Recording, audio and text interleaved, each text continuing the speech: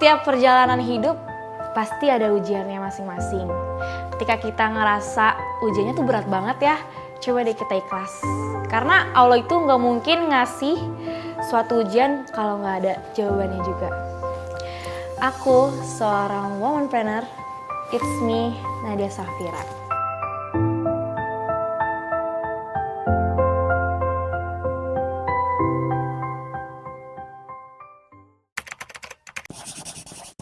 Jadi awal aku ngebangun Camille Beauty itu di tahun 2018. Kalau modal aku masih inget banget 300.000 modal awalnya. Kalau untuk Camille Beauty itu sebenarnya ganti merek dari awalnya ada merek sebelumnya. Cuman karena awalnya iseng aja nih, iseng buat tambahin jajan. Terus belum kepikiran untuk daftar merek, akhirnya keduluan sama orang. Jadi gantilah ke Camille Beauty. Camille Beauty itu jual produk kecantikan. Terus kayak pokoknya untuk cewek-cewek biar ngejaga, ngerawat diri dari rumah bisa pakai Camille Beauty. Sebenarnya awalnya nggak tertarik ya Kak, cuman karena waktu itu hidup lagi jatuh, terus papa pokoknya lagi sakit stroke, terus orang tua berantem terus, yang akhirnya aku nggak bisa kuliah, terus abang aku juga nggak bisa ngelanjutin kuliah, dan di situ akhirnya aku putar otak nih, aku harus kayak gimana ya. Terus akhirnya aku jual, karena mama kan apoteker ya, waktu itu masih bikin masker bubuk sendiri, terus dijual ke teman-teman aku naik motor, dan akhirnya jadi kayak sekarang alhamdulillah gitu. Jadi untuk belajar bisnis sebenarnya sih nggak ada, jadi kayak nyoba-nyoba aja gitu. Jadi aku kan awal mulai emang SMA kelas 3 ya, waktu kelas 3 SMA itu aku kayak dulu pas SMA aku tuh pokoknya dari SMA dari kecil tuh hidupnya berkecukupan, terus tiba-tiba jatuh gitu lah ya, terus mau gak mau aku harus jualan, mau gak mau aku harus bisa, seenggaknya buat diri aku sendiri gitu ya, buat diri aku sendiri. Terus kalau untuk belajar konten gitu, aku sering-sering ngeliat online shop sih, jadi kayak oh caranya kayak gini, jadi kayak sama aja kayak belajar sendiri gitu. Lama-lama bisa sendiri sih alhamdulillah. Jadi awal aku merintis usaha itu masih sama mama yang bikinin maskernya, yang ngolah-ngolah, itu di tahun 2018. Awal merintis tuh kan pas, jadi tuh mungkin aku dulu karena hidupnya berkecukupan ya Kak, jadi aku mikirnya aku nggak belajar, nggak apa, pokoknya mau kuliah, papa aku bisa kuliahin di swasta gini. Cuman Allah tiba-tiba tuh, lo sombong sih mikir kayak gitu, jadi kayak udah akhirnya diubah sama Allah, terus kayak ya Allah gue jadi nggak bisa kuliah sama sekali. Bahkan sampai waktu itu papa ngomong, sampai papa nangis darah pun, papa udah nggak bisa kuliahin dek, mau gimana lagi. Terus di situ teman-teman aku pada kuliah, aku sendiri yang enggak. Di situ sebenarnya agak malu sih ya, maksudnya kayak aku tetap maksain, makanya aku jualan. Cuma tetap aja pas jualan itu nggak menutup uang kuliah. Terus akhirnya aku jualan. Ingat banget aku dan keluarga punya motor, satu-satunya motor Mio. Terus itu kayak ganti-gantian sama abang aku, sama mama. Mama kan juga kerja juga ya.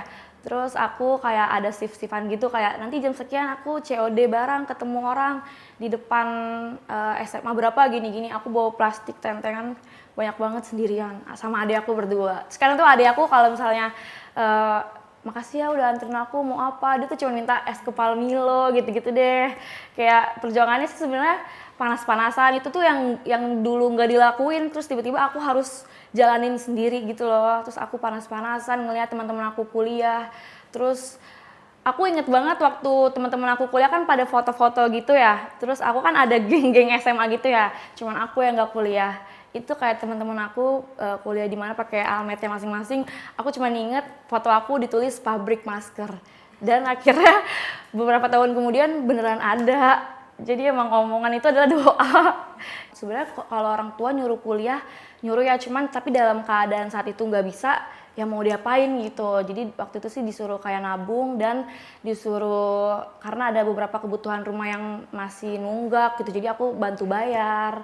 Jadi pencapaian terbesar aku adalah kayak aku bangga sama diri aku sendiri, itu aku ngangkat derajat keluarga besar. Jadi ketika om-om aku itu pada kerjanya, misalnya ada yang nggak kerja, ada yang kerjanya jadi ojek online segala macem, jadi ikut aku semua. Dan alhamdulillah sekarang berkecukupan semuanya. Dan aku bantu untuk mereka ada tempat tinggal, kendaraan gitu-gitu semuanya. Alhamdulillah sih, itu pencapaian terbesar aku. Yang penting keluarga nomor 1.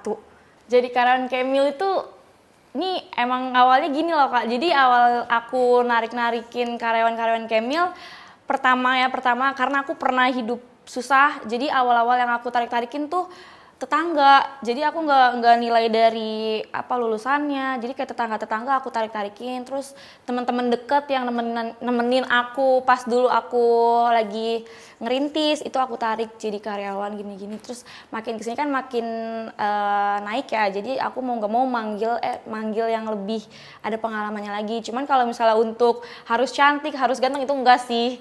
Jadi tergantung aja kalau misalnya emang cocok di Kemil ya udah gitu. Jadi nggak ada kualifikasi tertentu. Alasan aku selalu ngasih reward ke karyawan-karyawan aku karena aku seneng liat orang lain seneng gitu loh. Jadi biar mereka juga betah di Kemil gitu. Terus aku tuh seneng aja ngeliat, misalnya aku kasih nih, terus aku ngeliat reaksinya tuh kayak gimana, itu aku seneng. Jadi aku ikutan kayak, gitu loh gitu Kak. Jadi misalnya kalau misalnya di kantor itu kadang aku sama suami itu tiba-tiba misalnya lagi jam kerja nih, aku tiba-tiba bikin games yang berhadiah uang kayak gitu. Terus kadang random kalau misalnya pulangnya kita makan yuk di sini gini, pada mau semua. Jadi kayak gitu emang udah rutin sih, emang udah. Cuman ada waktunya lagi untuk kita lagi serius, untuk misalnya penjualan lagi menurun, gimana nih? Cuman mereka semua ada solusinya sih, alhamdulillah. Jadi kayak aku nggak pusing sendiri. Jadi berarti sih karyawan buat aku. Jadi aku itu anak kedua dari 3 bersaudara. Cuman aku sama adik aku ini jaraknya jauh banget. Adik aku masih kelas 5 SD, aku udah umur 23 tahun. Jadi sebenarnya ada cerita adik aku lahir itu. Karena dulu pas papa sama mama mau pisah, jadi kan karena udah sering cekcok gitu ya.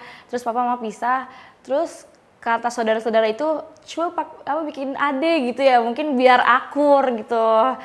Lahirlah adik aku pas aku SMA. Ternyata pas adik aku lahir tetep aja gitu. Jadi umur aku sama adik aku jauh banget Kak. Jadi kayak pas aku kecil aku nggak ada apa sih namanya kenangan sama adik aku. Jadi dulu tuh aku cuma sama abang aku, dan aku sama abang aku itu nggak akur sama sekali. Karena abang aku iri sama aku, karena aku katanya anak kesayangan, jadi dia agak-agak iri, dan aku nggak akur sama sekali. Pas akurnya itu baru-baru ini Kak, baru-baru aku bangun usaha, jadi pas banyak banget masalah, terus abang aku yang kayak ada di belakang gitu. Dulu pas kecil ya, saking abang aku tuh cemburu sama aku, itu berantem sampai abang aku tuh ngoncin aku dari dalam rumah, terus dia kayak marah-marahin aku, kayak sampai tetangga tuh datang semuanya Kak, karena abang aku saat itu tuh bener-bener iri, maksudnya kayak iri ngelihat aku disayang banget sama papa gitu-gitu kan. Sampai abang aku tuh marah-marah ke aku sampai kenceng banget suaranya, sampai aku nangis kejer. Terus tetangga pada dateng sampai didobrak itu, dan dari situ aku nggak pernah akur. Sampai aku besar, sampai aku umur 20-an, aku nggak akur. Cuman ternyata pas aku umur 20-an, karena kan menjalani dunia makin sulit ya, ternyata malah abang aku yang ada selalu di samping aku gitu. Jadi baru akur-akurnya tuh baru sekarang pas orang tua lagi ekonominya lagi sulit. Jadi aku sama abang aku tuh kayak muter otak, ini kita harus gimana lagi kayak gitu-gitu. Jadi akur. Ketika orang tua lagi cekcok berantem besar-besaran, pokoknya kayak papa pulangnya lebih sore atau mama jadi kayak gini-gini, aku ngerasa aku orang paling sedih sedunia. Lebay banget ya. Bener-bener kayak ngerasa paling sedih sedunia, karena aku di situ tuh dulu kayak apa sih, kita tuh dulu berkeluarga, kayak aku, abang aku, mama sama papa pas kecilnya emang kita tuh selalu bareng gitu, selalu pergi bareng, setiap minggu main time zone. Terus dimana ketika tiba-tiba aku harus ngelupain itu, aku harus belajar mandiri, itu sedih banget Kak. Maksudnya kayak aku sama abang aku juga jadi kayak kok kayak gini ya. Bahkan waktu itu sampai abang aku tuh yang aku sama abang aku nih, kita ikutin mama yuk gitu-gitu, kita ikutin papa yuk kayak gitu-gitu loh, saking kita nggak pengen mereka pisah. Tapi ternyata ujung-ujungnya pisah juga. Aku sama abang aku berdamai dengan situasi itu pas akhirnya benar-benar cerai, pisah rumah. Terus papa sakit stroke dan kita udah gak punya apa-apa lagi. Itu aku langsung berdamai dengan semuanya, bahkan sama abang aku. Abang aku tuh yang tadinya dia males ngapa-ngapain, sama aku juga tadinya malas ngapa-ngapain, karena kan dari dulu tuh yang kayak udah dicukupin apa-apa ya. Terus ketika keluarga jatuh, bingung nih mau ngapain, sampai kita ngilangin gengsi. Abang aku tuh ojek online ikut, dulu motor ganti-gantian. Terus aku jualan si Camel ini, aku keliling kayak gitu. Mama papa itu terbaik sih. Istilahnya mau orang lain ngeliatnya gimana, tetap ya orang tua itu pasti bagi anaknya yang terbaik. Bahkan mama papa aku tuh yang selalu ngingetin untuk aku bersedekah walaupun cuma 2.000. Dek, jangan, jadi setiap Jumat tuh aku selalu di chat, Dek jangan lupa ya, jangan lupa sedekah 2.000 kasih ke masjid gini-gini. Jadi sampai sekarang itu aku selalu inget, oh itu pesan dari papa mama kayak gitu.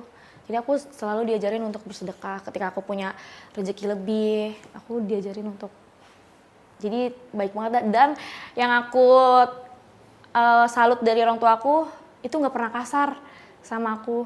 Jadi kayak ngajarin gimana nanti kedepannya aku jadi orang tua, itu sama sekali nggak pernah kasarin ke papa, ke mama nggak pernah kasar, papa mama ke anak-anaknya nggak pernah kasar sama sekali.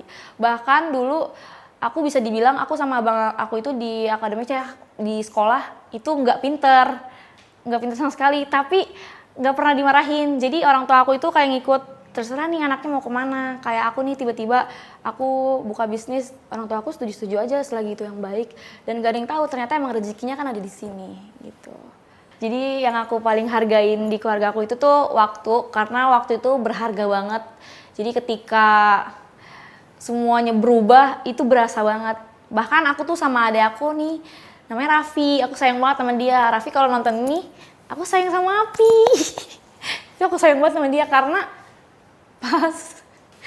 pas Raffi lahir ke dunia, itu keluarga udah gak kayak dulu lagi. Jadi pas Raffi lahir, keuangan keluarga lagi jatuh, terus kita lagi pada susah. Makanya pas Raffi lahir itu aku sayang banget. Pokoknya apa yang aku lakuin sekarang, apa yang aku lakuin nyari uang sekarang itu untuk Raffi ke depannya. Karena Raffi gak ngerasain seperti aku sama abang aku dulu sama keluarga. Itu Raffi gak dapetin, makanya aku sayang banget sama adik aku.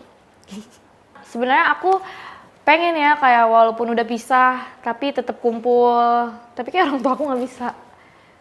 Jadi ya kayak gitu, sampai adik aku tuh yang masih kecil aja tuh paham untuk ketemu papa diem-diem dari mama kayak gitu-gitu loh Kak. Jadi kayak dia udah paham kalau orang tua kita tuh udah nggak bisa ketemu lagi.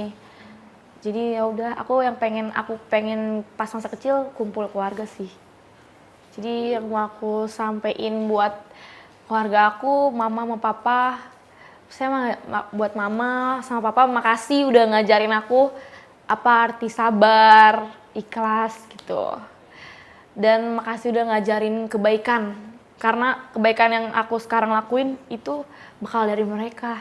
Dan kalau untuk abang aku, makasih banget, malah dia selalu ada di setiap aku lagi kenapa. Pokoknya banyak banget hal-hal yang aku nggak bisa ceritain di sini, tapi banyak banget hal-hal yang menurut aku tuh sulit banget. Tapi abang aku tuh selalu, lo semangat, ada gue gitu-gitu. Nggak, jangan sedih, jangan takut, gini, ada gue bakal selalu lindungin lo gitu. Kalau untuk adik aku yang aku mau sampein, Api, kan panggilannya Api ya. Api terus belajar, pokoknya aku manggilnya kan Mbak Iya ya. Mbak Iya bakal cari uang yang banyak sampai Api bisa jadi orang sukses. Jadi awal aku PDKT itu, jadi dulu nih aku pacaran lama banget sama mantan aku nih ya, SMA. Terus aku tuh kayak bodoh banget Kak, aku tuh sering diselingkuhin. Ini bukan suami aku ya, jadi dulu mantan nih. Terus aku kayak gak disetujuin gitu sama keluarganya dia, karena aku gak kuliah, terus karena aku broken home. Jadi kayak aku udah diselingkuhin berkali-kali, aku udah direndahin berkali-kali, ya udah putus. Terus habis putus, dia tiba-tiba ngejar aku lagi, cuman aku nggak mau lah karena udah berkali-kali cuy gitu kan, kayak udahlah gue nyari yang lain. Terus aku dikenalin lah sama temen aku, sama si suami aku ini, Kiki. Kalau awal ngenalinnya itu lucu banget sih. Jadi aku tuh langsung yang kayak udah trauma sama cowok Kak. Aku yang kayak, lo kalau mau sama gue, aku kasih tahu nih rumah gue. Waktu itu keadaan rumah aku tuh masih yang gimana ya, biasa-biasa aja, bukan kayak aku dulu. Bahkan tuh aku kamar abang aku aja tuh pakai triplek dipisahinnya gitu loh Kak. Ada rumah, terus dalamnya tuh kayak saking pengen ada kamarnya, kita tuh pisahin pakai triplek. Terus kayak rumahnya itu kayak karena dulu banyak banget masalah ya, jadi kayak nggak keurus gitu. Terus aku udah bilang sama si Kiki, kalau emang lo mau gua, ini keadaan rumah gua, keadaan orang tua gua berantem, keadaan ekonomi gua lagi nggak baik, gua nggak bisa kuliah gini. Terus ternyata dia mau tuh, dia akhirnya dia tahu kan aku lagi usaha, aku lagi ngerintis usaha, dia kan nanya, lu jualan apa gitu-gitu. Terus akhirnya aku kasih tahu, nih jualan ini buat nambah-nambah jajan gitu-gitu. Dan ternyata dia malah mau bantuin aku. Dia tuh sering banget cabut kuliahnya buat bantuin aku bawa dagangan pakai motornya dia nih. Kadang kan motor aku kan gantian ya sama mama sama abang aku, jadi dia kadang datang, dia nggak kuliah tuh, dia nganterin ke rumah aku, terus bawa dagangan banyak, terus kayak dia bantuin ngepack-packin segala macem. Sampai itu kita berjuang kayak 2 tahunan, yang dimana waktu namanya usaha kan nggak selalu naik ya kak. Pas itu tuh aku lagi ada kerugian, aku salah bikin desain, terus aku ada kerugian, terus mau nggak mau aku butuh modal, sedangkan aku nggak ada uang gitu. Terus malah si suami aku ini tuh kayak tiba-tiba ngejual motornya buat bantuin usaha aku. Jadi ini pegang uangnya semuanya buat kita bantu besarin ini kayak gitu. Jadi aku sama si Kiki ini jalan bareng. Jadi kayak tadinya naik motor dia yang bagus, jadi kita motor yang biasa dulu gitu kan. Terus akhirnya uangnya itu dikasih ke aku. Sampai aku ngomong sama dia, Ki, aku nggak kuliah loh, malu gak gitu-gitu. Terus gini, enggak, biasa aja. Terus dia nanya, kamu mau di bidang apa, gini. Terus akhirnya aku ngomong lah, aku sebenarnya aku kan nggak bisa kuliah ya, aku sebenarnya pengen ikut les make up gitu, biar aku bisa dandanin orang, terus aku dapat uang gitu kan. Dia tuh sampai dia daftarin.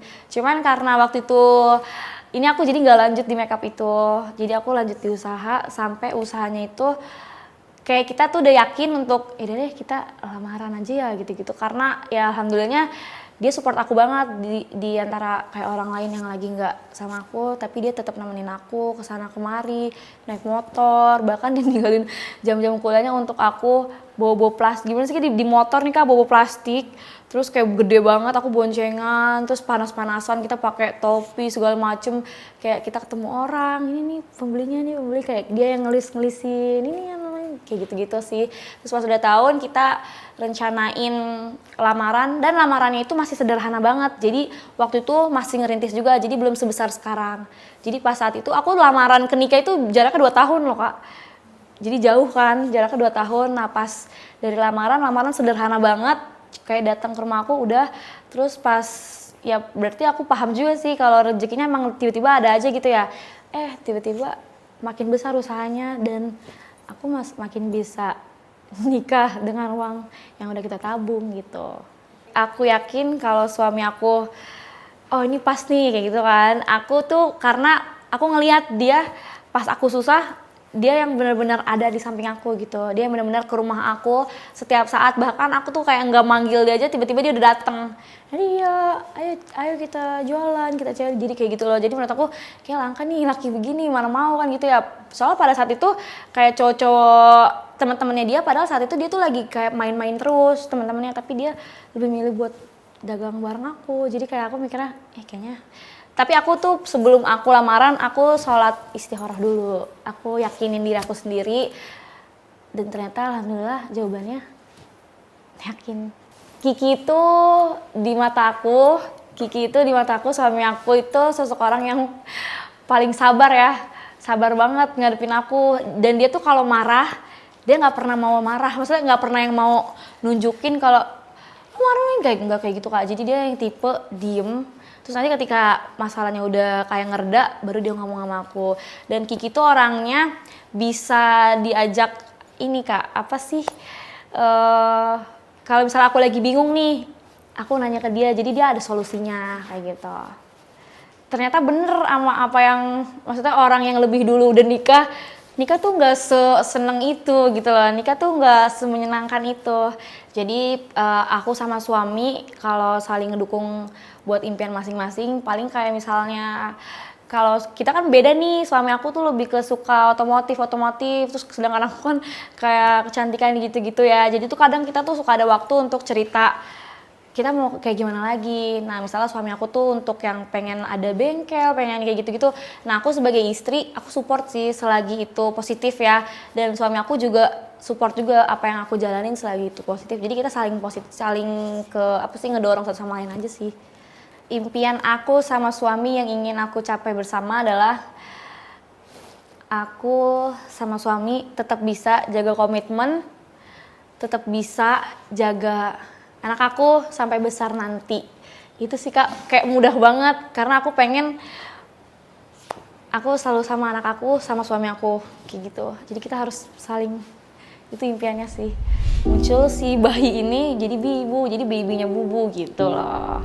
Terus aku udah yang kayak pengen loncat dari balkon. Terus suami aku langsung, terus katanya ternyata bibu tuh kemarin lagi udah aduh ini mah kayaknya gak ketolong, kata gitu. Itu mah gak ketolong Bu, kemarin aku ngeliatnya. Jadi baru cerita sekarang ini.